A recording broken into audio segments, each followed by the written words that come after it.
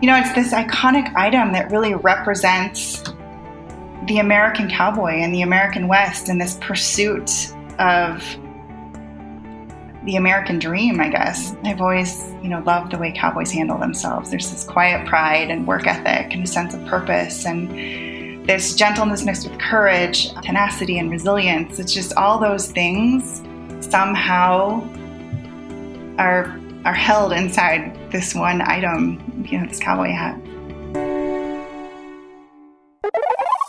Welcome to Her Drive Podcast, a female-focused interview series with women of the world discussing their road trips to success. I'm your host, Cindy Kremblatt, a travel expert, business owner, and curious spirit with a knack for meeting fascinating women. Please join me as I hop in the passenger seat and chat with these ambitious women about what drives them, twists and turns, and those pedal to the metal moments.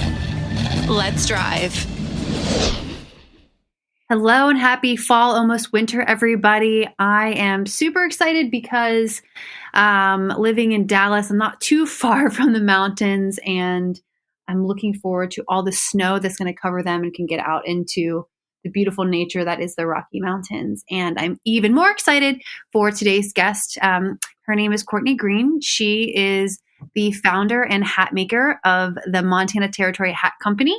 And she is actually an Ohioan just like me, but always wanted to live out in the West and did so a little while ago. I'll let her tell you a bit more of her story. But anyways, hey, Courtney, welcome to Her Drive Podcast. Hi, thank you so much for having me. You are welcome, and thank you for being here. So, Courtney, I am really curious. Let me start over. So, Courtney, I'm really curious, what's your story of origin? Tell me about growing up in Ohio and kind of how you got into wanting to move out west. Absolutely. So I grew up in Ohio. I've always been a cowgirl at heart. I grew up riding horses and drawing. When I was little, you could always kind of find me hiding away in the barn with my sketchbook. My fingers were always gray from shading with charcoal pencils, and I was always writing whenever I could. And after college, I worked in the fashion industry as a designer and a buyer, and I absolutely loved it. But I always knew I just knew I belonged in the mountains. So, I loved the fashion design and merchandising career, I suppose, because it allowed me to pursue my business degree, but still stay really connected to art and the process of making something. And it was art, but it was on this massive scale. And I learned so much about building brands and creating immersive experiences and product development, and a really great appreciation for the power of photography. But I always felt pulled out west and towards doing something smaller, something that felt really important and of a place and could hold kind of a people and a place in reverence. So I got to a place in my career where I felt like it was kind of now or never as far as pursuing this dream I'd always had of living in the mountains and, reconnecting with what I'd always loved about art and horses. But staying still kind of very connected also to what I had learned and fallen in love with my my fashion and corporate retail background. Wow, it sounds like you have the perfect marriage of all of those things together. Yeah, it's of course, as with anyone's career and life, it's a journey and you uncover bits along the way. But I feel really fortunate to have kind of stuck with those desires and been able to see them through. So that's beautiful. So was there a certain aha moment for you when you mentioned that the now or never? What was happening in your life at that point, and how did you know that was the time? I suppose for a while, I absolutely, like I said, I loved what I was doing. I loved being a part of this fashion and design and merchandising world, and I was learning so much, and I felt like I was a part of something that was creating something great for a long time. And then I felt like, retail in general, especially mall-based teen retail and corporate corporate fashion started to change a little bit. The retail landscape itself began to change, and I still loved what I was doing, but I had really lost my connection to why. Retail became so big, and it turned into this quick race to the bottom in terms of quality and price.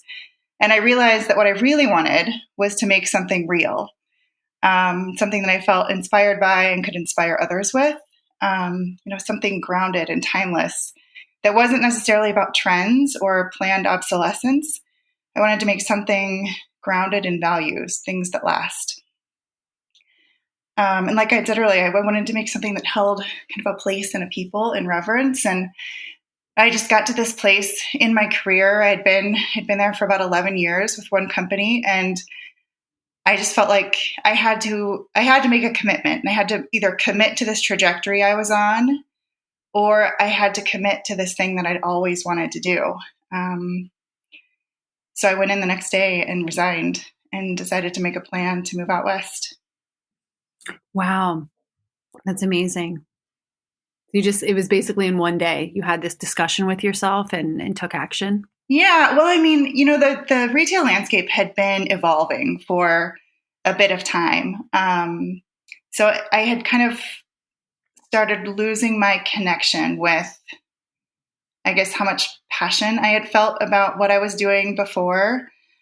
So I think that loss of, passion for my day-to-day life in that role opened up a lot of space for me to be thinking about how I could find it again and what it would mean to find it again, and what I really was passionate about and what I loved doing, and I've always been someone who fully commits. When I'm in, I'm all in, and I have to love what I'm doing because I spend so much time and headspace doing it, which I love doing that, but it's really important when you have that kind of a personality that you can find something that you're truly passionate about and can really throw yourself into.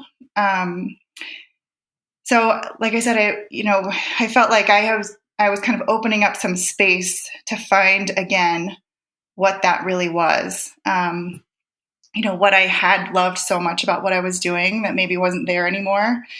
And it kind of forced me to think for a long time about, what have I always loved doing, and what is it about who I really am that I've found bits of in this job that I was working so hard at, and then had kind of slowly lost. So I spent a little bit of time. So it wasn't a one day thing, but once I decided, I decided. There was one day I wish there was something more dramatic to say about that day, but it was just, I had just gotten to a place where I was like, all right, I have to do this. I have to make this decision. So I went in the next day and told them I was going to pursue something else. So. Wow. I applaud you. Were you always so introspective? Yes. I've always been I'm extremely introverted and creative, and I've always kind of found I've always been very thoughtful, I suppose, and deliberate in my decisions. And I've always been really happy doing certain things, and those things haven't changed a great deal throughout the course of my life. So when I really kind of gave myself the space to consider it and consider what I really wanted, once I got to a place where I was really open to it, it all kind of fell into place. That's not to say that it's easy to make a big change like that, but sometimes I think the knowing is the easy part, and then deciding to do something about it is the hard part. But I felt like the risk of not doing it, I guess, was greater at some point. Absolutely. And that's a beautiful message for all of us to, how do you want to live? Do you want to live your life having tried and maybe risk failing? Or do you just want to live your life thinking about how you could do this, or you should do this, or you could have in the past, but you didn't?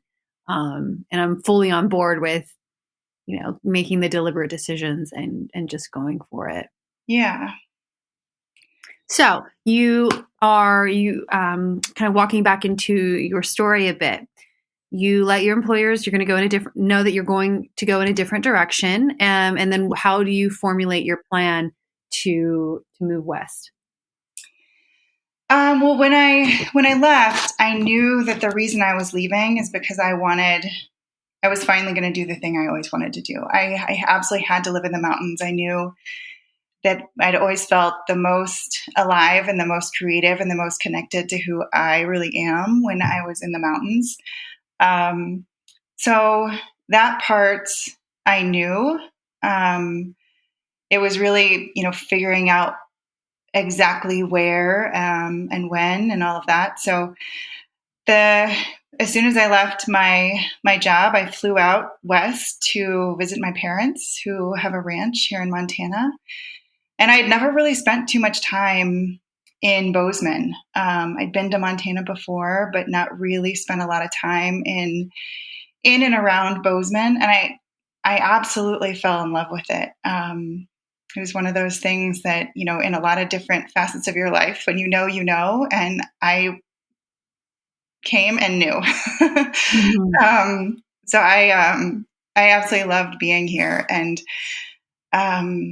it's a great small town. It's a college town, but it's small and it's nestled right in the mountains. So, you're surrounded with these beautiful views and this natural playground that's just unbelievable. So it really felt like a place that I could be, and I could raise my kids, and I could, pursue that next chapter, which I didn't know exactly what that next chapter was when I moved out here. I just knew that this was the place that it was going to start.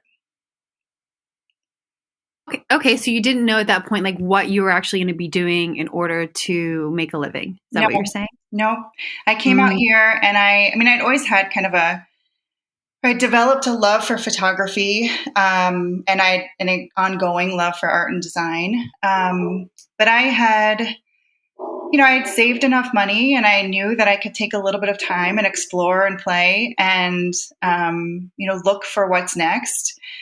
And I started a kind of freelance photography business here, doing some fine artwork and some brand photography. So I did that for a little while as I was kind of figuring out whether or not I was going to pursue photography as my creative outlet and, business orientation for the foreseeable future, or if that was going to evolve into something else. And it turns out it did evolve into something else. After a couple years, I really missed being in product and design. And I always kind of knew that I would get back into some sort of product, but at the time when I left, I wasn't exactly sure what it was going to be. I knew there were certain qualities and values about what I wanted to be doing that this new next thing had to embody, but I wasn't 100% sure exactly what that was going to be. Until I really kind of got out here and immersed myself in the place and in the process of finding it. Okay, so you're out there, you're doing photography, and then when does it become hats that you're going to custom craft? Were you dabbling in making something else, or tell me more about how you got into it? No, so I was doing the photography, and I kind of found all of my creative pursuits were oriented around the American West and my love for art and the West and the culture and the way of life and just, I guess, the value system out here too. So, and like I said, I really wanted to do something that was grounded and timeless and not about trends or planned obsolescence. I wanted to make something that was going to last forever and would only get better with age. And I've always loved products that were designed for life, things that are a little bit bigger than themselves, and they have natural tendency to embody a story, and a story that builds upon itself. And like I said, only gets better with age. So there are a few product categories that I had been bouncing around in my head. But I've always loved hats. There's this inherent quality in history and identity. And they truly, a well-made fur felt hat. I say this a lot to the people that purchase or work with me, that, the day you buy one of my hats is the least cool it will ever be. Because the day that it becomes yours, it begins to take on your story, and it weathers and it ages, as we all do, and it takes on this character, and it becomes more than itself. And I think that's just such a cool concept and a cool way to think about how you spend your money and your time and your talent. I love that. And there's nothing really more iconic. Well, maybe cowboy boots they're on the same level, but the cowboy hat is super iconic to the United States and to the West.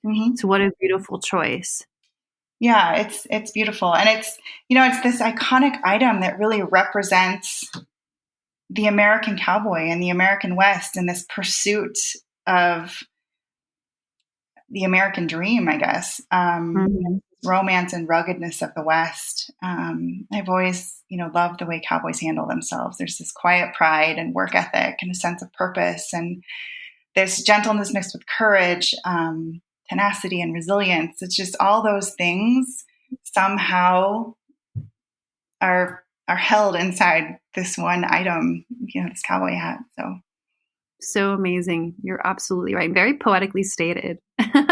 Well, I grew up in Ohio too, and it's been surprising for me. I've been to 48 of the 50 states, and there are cowboys in so many states. Yeah, there are. And what you just said about the mannerisms, behaviors, the characteristics of a cowboy seem to ring true no matter where in the U.S. You find them.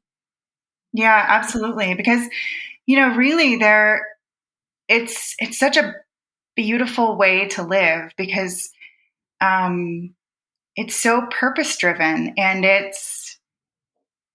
you have to do the work.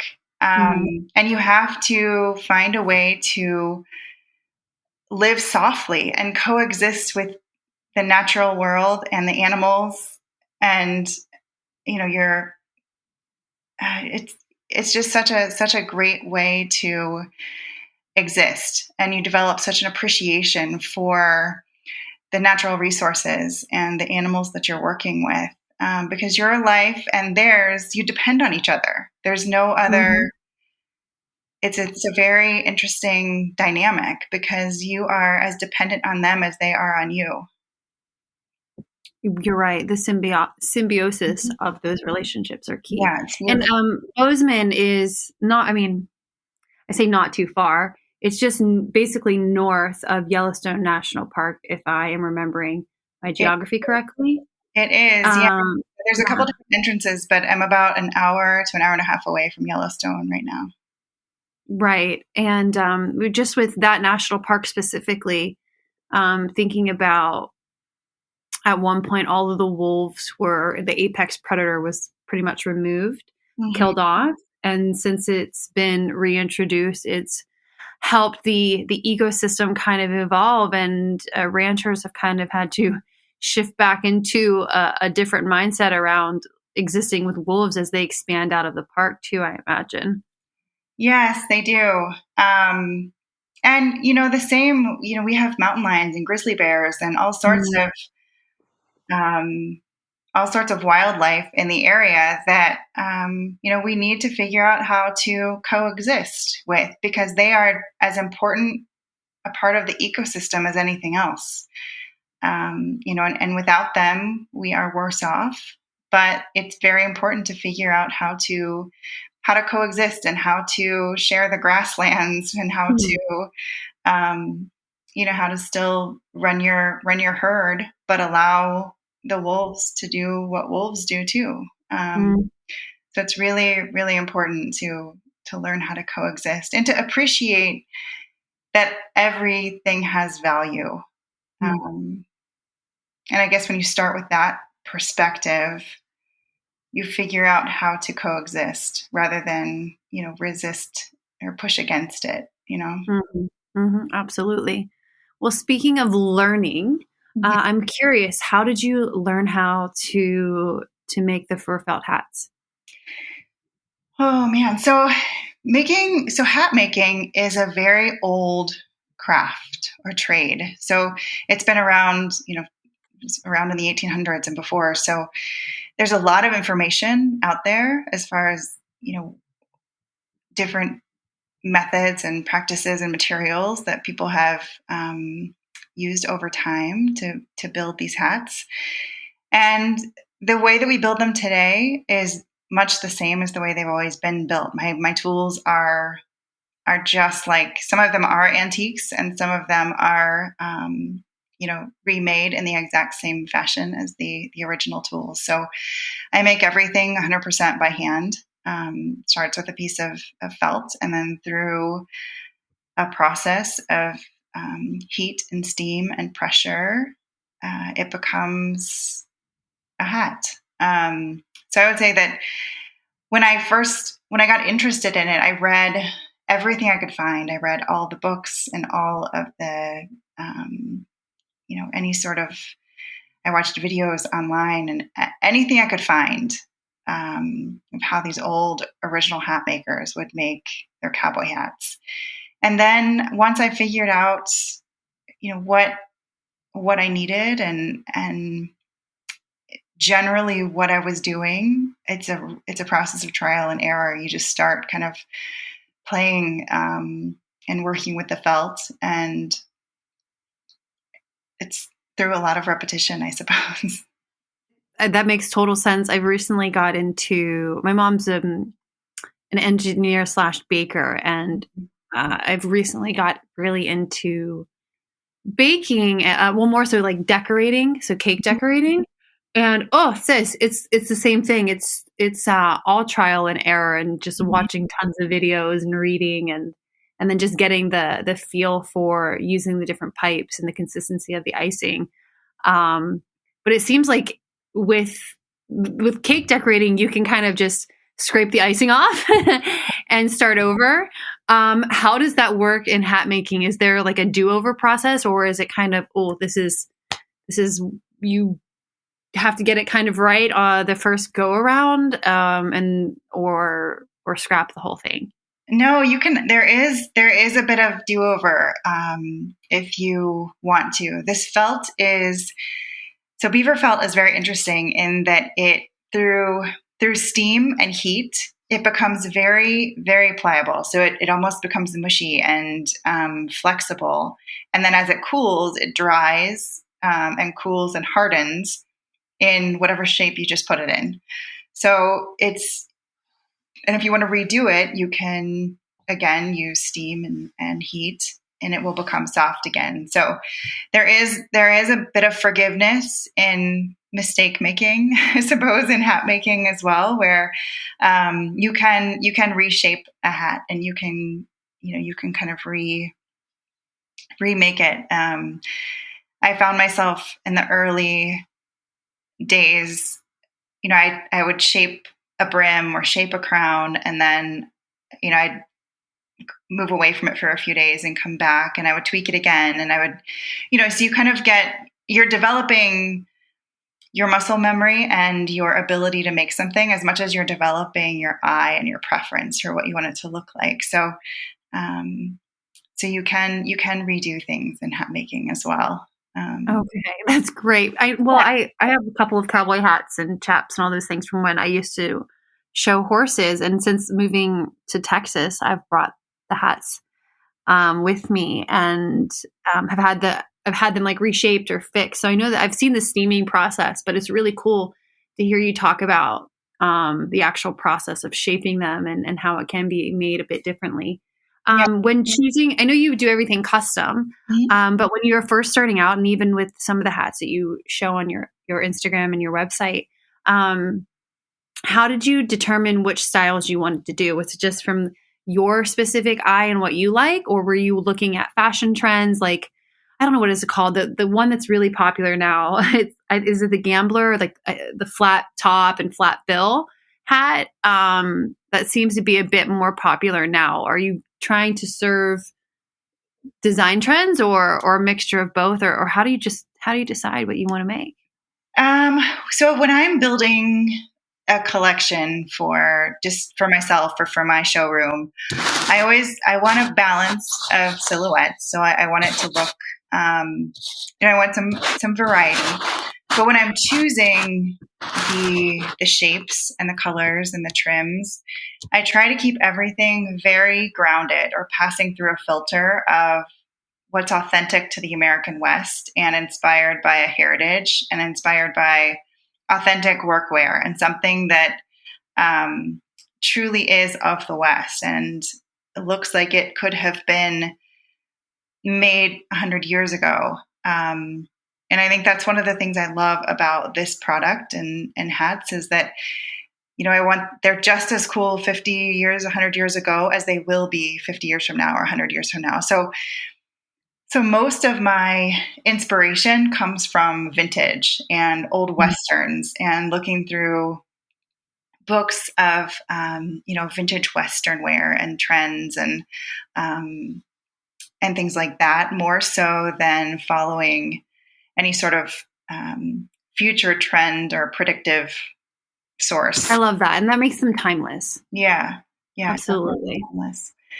And I try to create, I want everything to feel like it has a story that's rooted in Montana and the American West. So I would say I very rarely will look to any sort of runway or future trend. I'd like to stay grounded in the past with this product for the most part. That's awesome. Yeah, I saw on your Insta, I don't know, a week or two ago that you had some gemstones that you put on one of the hats and it said that it was mined in Montana. I thought that was really cool. Yeah. They're mined right here in Montana. So I was trying to create a collection that was kind of grounded or called Icons of the West. So I tried to create a hat around various personalities or pursuits or people in the American West. People more loosely defined than a specific person. But, we have so much history and culture here from cowboys and the miners and prospectors and, the building of the railroads. And there's so many story starters out here in the American West when you just think about what that movement West looked like, and all the different personalities that existed as the West was being formed into what it is today. So I tried to kind of create stories around all those different personalities. I think that's amazing. Well, it looks like you're doing it. May I ask you a few questions in association to the challenges with starting new, learning things? Like what was the most challenging part of deciding which direction you wanted to go once you were kind of moving out of photography and into something more, not to say more tangible?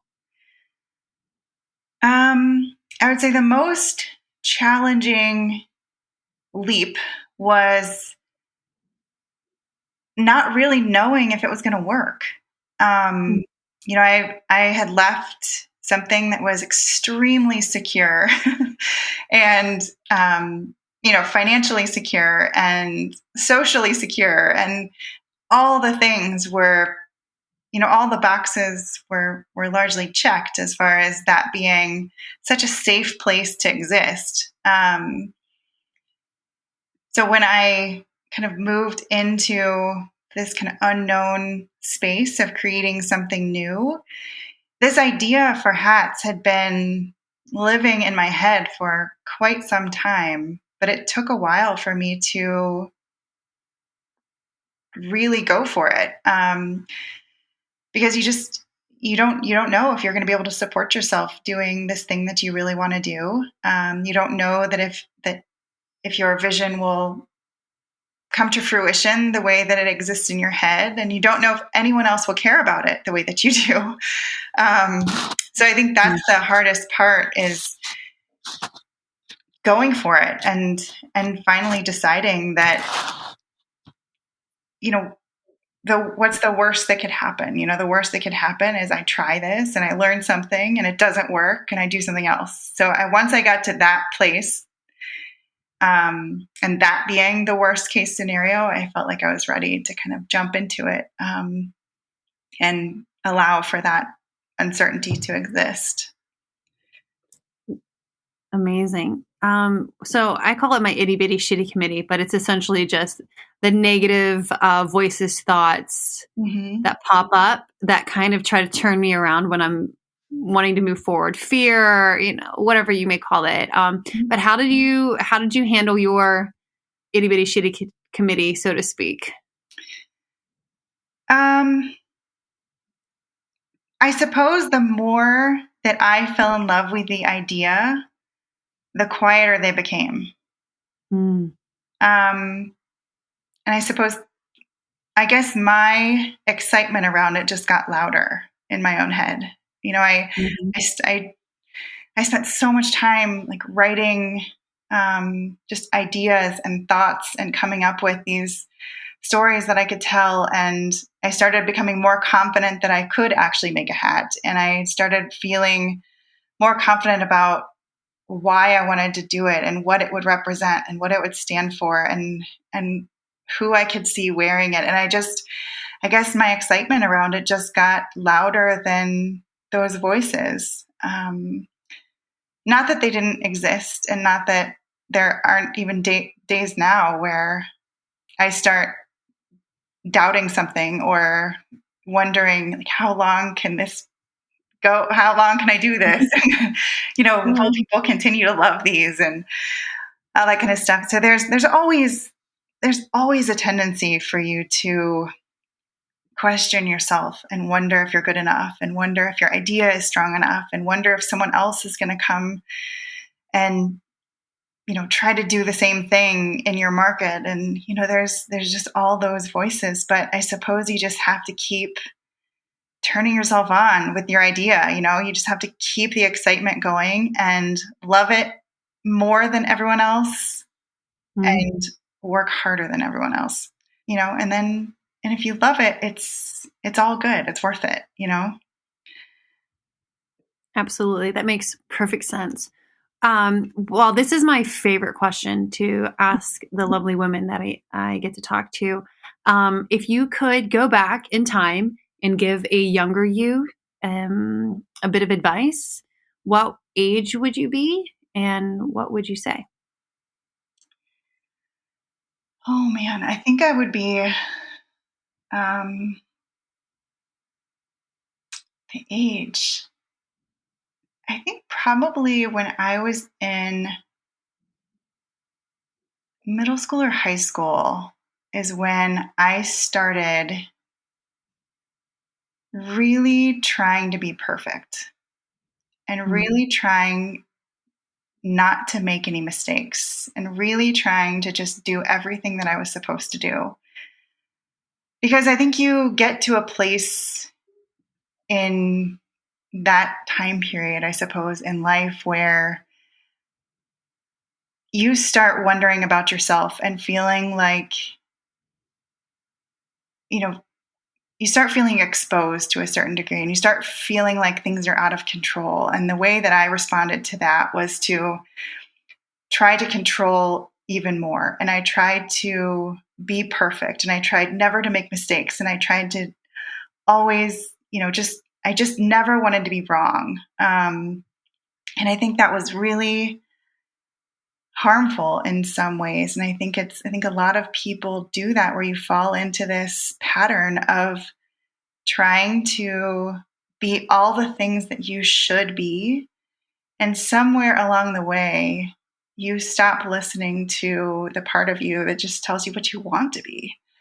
So I suppose I would I suppose I would go back to that time period and just say, just relax. Like, just do whatever you want to do, because it's really not that big of a deal. Like, if you're a good person and you're working hard and you're pursuing whatever it is in a way that makes you, happy, and you're doing good things, and you're, trying and failing and trying again, like, that's all such good stuff. But I think that it took me a really long time to decide to do this thing that I always wanted to do. And I suppose I would have just told myself to relax, and, and it will work out. And it doesn't mean that you screw around and you don't work hard or anything like that. But it's okay. You don't have to.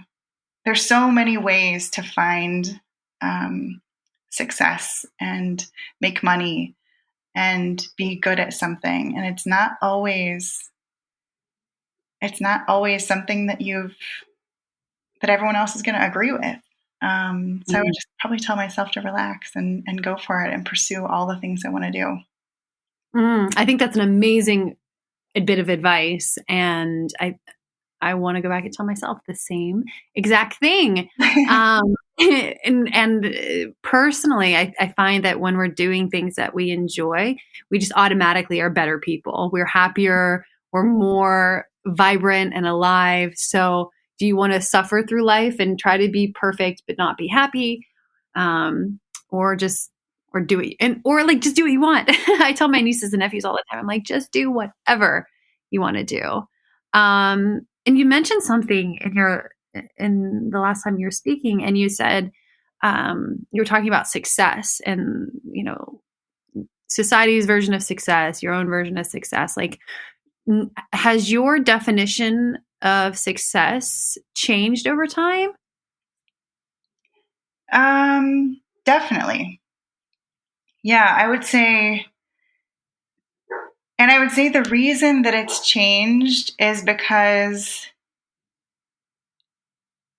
I'm comfortable being the decider now. Like, I get to decide if this is successful or not successful. And, I used to define success as not getting in trouble, or not that I got in trouble, but, not doing the wrong thing. Or, if someone else thought that, I had done something well, or was on the right track, or I got a good review, or, something like that, I would, consider that a good day. But God, it's nothing compared to meeting your own expectations and, working your ass off, and then seeing something that you poured your soul into working. That's really success, and doing something that's so fully aligned with your values and the kind of person you want to be, and the kind of product you want to create, and the kind of work you want to do, and the example that you want to set. And if you can do all of that while, like, living softly on the planet and coexisting in the natural world in a way that doesn't totally screw it up, like, I think you're definitely on the right track. Absolutely. That's beautiful. Well, I have just one last question, because you have been so amazing telling your story and answering the questions I've had so far. When, looking towards the future and kind of using the analogy of like out the windshield of your car, what do you see up ahead for yourself or for your brand? I want to continue doing this for the foreseeable future. I absolutely love what I'm doing. I love where I'm doing it. And I love the life that I'm living right now. So I would love to continue to grow this business and expand on opportunities to immerse people in the story. And I want to grow in a way, whether it's through additional product categories that foot to the same sense of values, or, just grow my presence in the market as the business is today. It's important to me that through growth and immersion, the brand still stays really small and elevated and special and timeless, and all of those things that were important to me at the beginning and are extremely important to me today. It's important to me that those are forever cornerstones of the brand. But I'm excited to grow, whatever that means. Beautiful. Well, thank you so much, everybody. This is Courtney Green. She's the designer and the owner of the Montana Territory Hat Company. And I'm just so excited that we got to have this chat. Is there anything else, Courtney, that you'd like to add before we say farewell? I don't think so. I am so grateful for your time and the opportunity to talk to you today.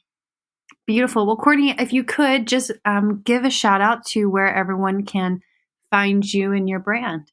Absolutely. So I'm pretty active on Instagram as far as posting new content and stories and, little bits about the American West. And that is at Montana Territory Hat Co. And then my website also is a place where you can kind of look for additional items and reach out to me through an order form or contact. And that is montanaterritory.com. Beautiful. Well, thank you so much for being an amazing human and creating such beautiful, timeless pieces. Well, thank you so much. Take care. Bye. Thanks for listening to Her Drive with Cindy Kramblatt. If you want to know more about today's guest or know a fascinating woman you'd love for me to interview, please see the show notes, visit Instagram or her-drive.com. And please, please, please, if you love the show, leave a review on iTunes. Thanks for riding along and subscribe to join our next woman and her drive to success.